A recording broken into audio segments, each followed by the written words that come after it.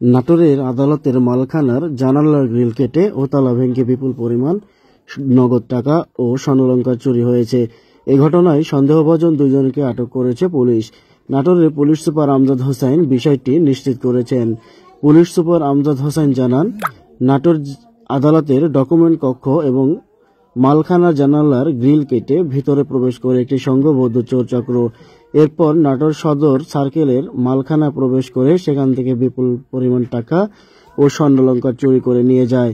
শুক্রবার বেলা 11টার দিকে আদালতে কর্মরত পুলিশ সদস্যরা মালখানা ও গেলে গ্রিল কাটা ও তালা ভাঙা অবস্থায় দেখতে পেয়ে বিষয়টি তারা পুলিশের ঊর্ধ্বতন কর্তৃপক্ষকে জানান।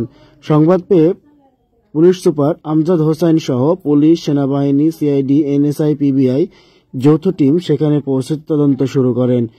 পুলিশ সুপার আমজাদ হোসেন জানান, প্রাথমিকভাবে জানা গেছে মালখানা থেকে নগদ টাকা ও স্বর্ণালংকার চুরি হয়েছে। সেই সাথে আরও কিছু চুরি হয়েছে কিনা সেই বিষয়টি খতিয়ে দেখা হচ্ছে। সিআইডির আলামত সংগ্রহ করা সহ ফিঙ্গারপ্রিন্ট সংগ্রহ করছেন।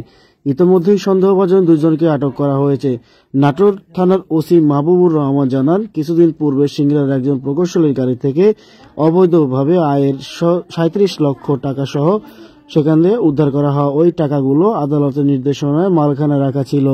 সংঘবদ্ধ চোর চক্রের সদস্যরা অন্যান্য মালামালের সাথে টাকাগুলি সহ 61,39,519 নগদ টাকা, 16 ভরি স্বর্ণ, 19 কেজি রূপা চুরি হয়েছে। পুলিশ সুপার আমজাদ হোসেন জানান, এ বিষয়ে প্রয়োজনীয় আইনানুগ ব্যবস্থা গ্রহণ করা হচ্ছে। তবে চোরের দল সিসিটিভি ফুটেজ ধারণ প্রক্রিয়া অচল করে দেওয়ায় ভিডিও তথ্যগুলি আমরা পাচ্ছি না।